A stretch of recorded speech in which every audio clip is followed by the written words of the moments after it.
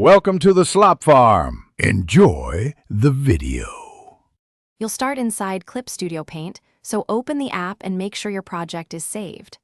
Once the program is open, go straight to the File or Clip Studio menu and choose Preferences. This is where language settings live. If you want keyboard shortcuts preserved, note them now because some language switches can alter defaults.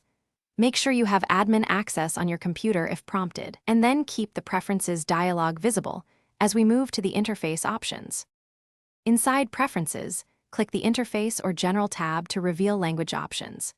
You'll see a language drop-down, pick your desired language from the list, and understand that labels and menus will switch accordingly. Once selected, click Apply or OK. Clip Studio may warn you to restart the app so the change takes effect.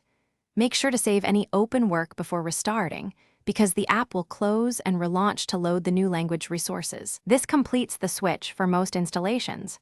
After restarting, verify the language by scanning main menus, tooltips, and the Preferences text to ensure the change applied. If some items remain untranslated, make sure the program updated completely.